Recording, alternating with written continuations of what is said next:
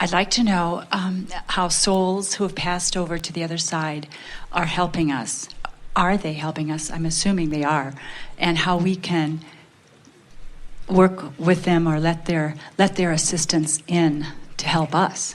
When you think about how you are source energy, you are in physical form, you launch further rockets of desire, and source becomes that. Those friends that you have known in physical form who are now non-physically focused, they are part of that non-physical energy that is calling you toward what you are wanting. And the more closely you associate with them, the more refined, specific help they can give you, because your expectation of their calling, so to speak, is keener than when you are just thinking in terms of the nebulous non-physical that is rooting for you. Because when you think about it, it's all about attention or focus. It's a huge non-physical team of assets, you might say, that are all working toward the outcome that you have defined as your desire through the life that you are living. So they're part of that team. They are part of that team. They are a big part of that team. Yeah. And often, that's why often you'll hear in your mind's ear, you'll hear them encouraging you in a specific way in which you know it is them. A familiar words in a song or a phrase that they commonly used that is appropriate for this moment, that sort of thing is the way that you most often hear them. You can feel them. Have you ever had that feeling that someone that you knew and loved was there with you, and you even are able to identify who it is? There is nothing that is dead about non-physical at all. The other day, Jerry and Esther were in one of their favorite restaurants in San Diego. They went there specifically to relive old times, so to speak. It was the first place that Esther ate swordfish with Jerry, and they still believe that it is the best swordfish that they eat anywhere, and they eat swordfish everywhere. And so they went back, and as they walked into the restaurant, there was a picture of a man, a very comfortable-looking man, sitting in a wooden boat, all casual and relaxed. He had a drink in his hand and a big smile on his face. And Jerry and Esther both noticed the picture. It was odd how it caught both of their attention. And Jerry asked the hostess, "Who is that in the picture?" And she said, "It is Mr. So-and-so. He is the owner of this restaurant, or this chain of restaurants, and he has recently died."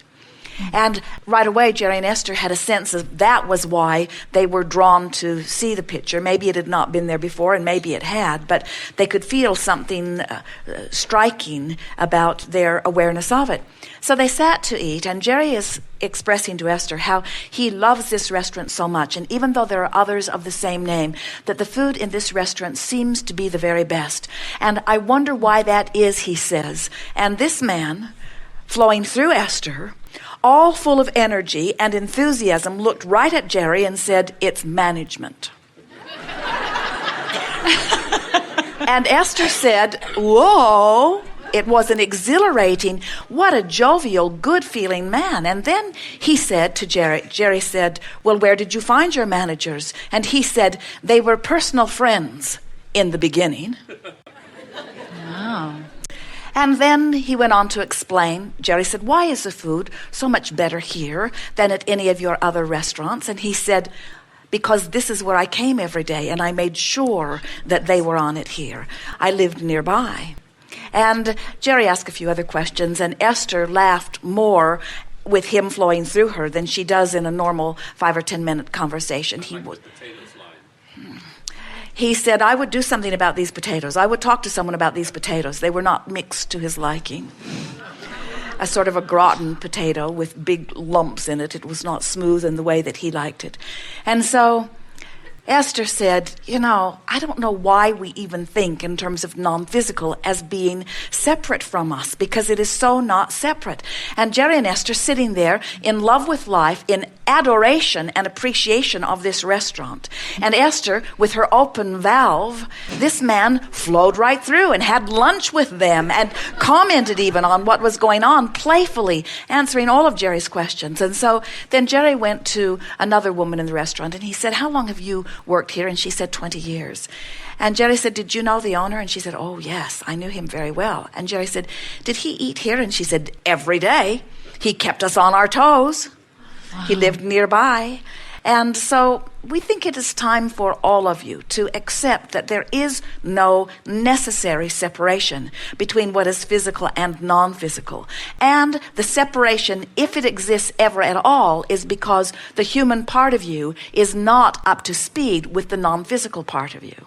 When you are tuned in, tapped in, turned on, you have access to that infinite intelligence. And we promise you, all of your beloved are there. And can we do anything that would enable them to reach us in an easier fashion? Well, we just told you. Yeah, be tuned in,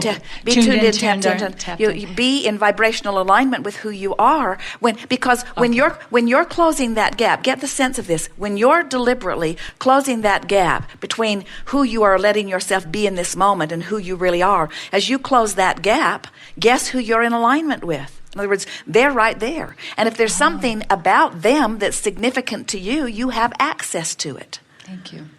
You can paint with the most powerful of the painters. You can write music with the most powerful musicians. You can sing with the most achieved singers. In other words, you have access to all that they know. And they are leading edge knowers, having been through this cycle of life that we are describing, you see. Yeah.